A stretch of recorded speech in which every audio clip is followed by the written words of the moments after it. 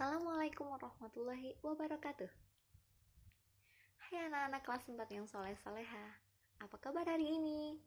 Nah, kali ini kita akan membahas tentang kerajaan Buddha di Indonesia dan peninggalannya. Apa kalian sudah siap untuk belajar? Yuk kita simak. Selain agama Hindu yang dibawa oleh para pendeta Brahmana dan pedagang India, agama Buddha juga disebarkan oleh Siddhartha Gautama dari India ke seluruh dunia. Penyebaran agama Buddha di Indonesia disebarkan melalui jalur perdagangan dan muncullah kerajaan Buddha di Indonesia. Kerajaan yang akan kita bahas pertama kali adalah Kerajaan Mataram Buddha. Kerajaan Mataram Buddha merupakan kelanjutan Mataram Hindu. Kerajaan ini dikuasai oleh Raja Dinasti Sailendra yang beragama Buddha.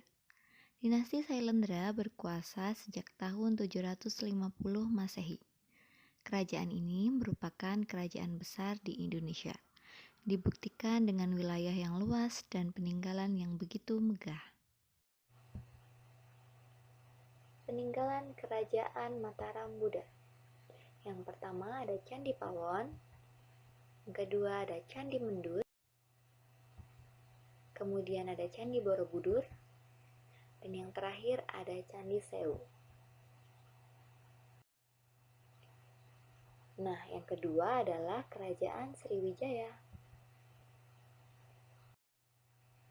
Awalnya, Kerajaan Sriwijaya merupakan kerajaan kecil yang berpusat di Muara Takus. Kemudian dipindahkan ke Muara Sungai Musi di Sumatera Selatan. Di bawah kepemimpinan Balaputra Dewa, Kerajaan Sriwijaya ini mencapai puncak kejayaan.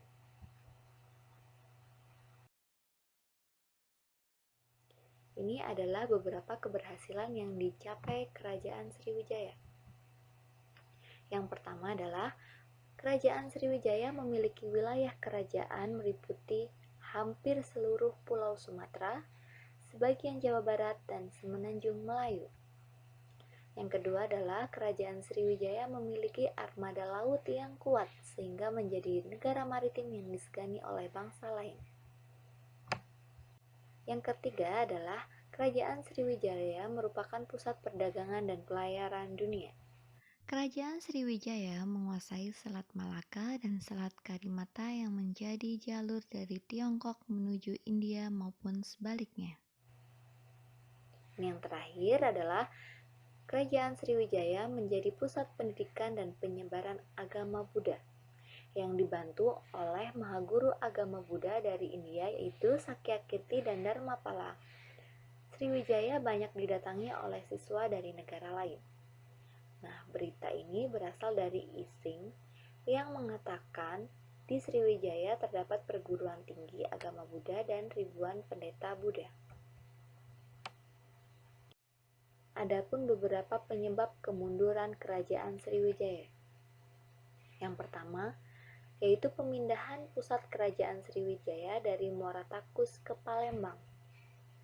Yang kedua adalah wilayah kekuasaan dari Kerajaan Sriwijaya yang luas sulit dikontrol sehingga banyak daerah yang melepaskan diri.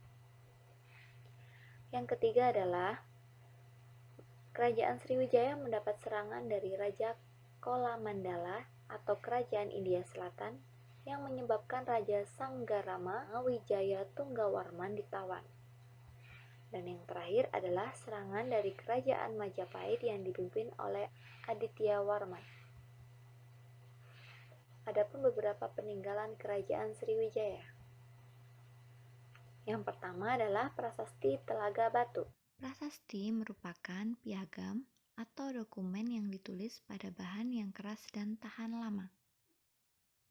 Prasasti Telaga Batu berisi tentang kutukan terhadap siapa saja yang melakukan kejahatan di kedaulatan Sriwijaya dan tidak taat kepada perintah Datu.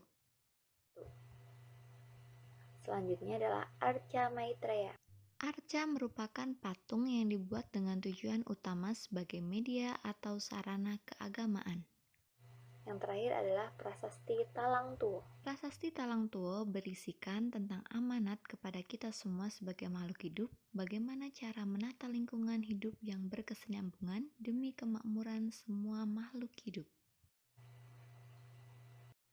Nah, ini dia nak, tugas minggu ini yang anak-anak harus kerjakan. Jadi, anak-anak diminta untuk mengerjakan beberapa soal pada worksheet. Selamat mengerjakan, nak.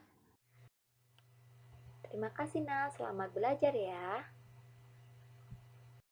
Nah, itu dia adalah penjelasan mengenai kerajaan Buddha di Indonesia. Anak-anak tetap semangat belajar ya. Jangan lupa Mas Jajar. Menjaga jarak, kemudian menggunakan masker, dan mencuci tangan dengan menggunakan air yang mengalir. Selamat mengerjakan tugasnya, nak. Bye. Wassalamualaikum warahmatullahi wabarakatuh.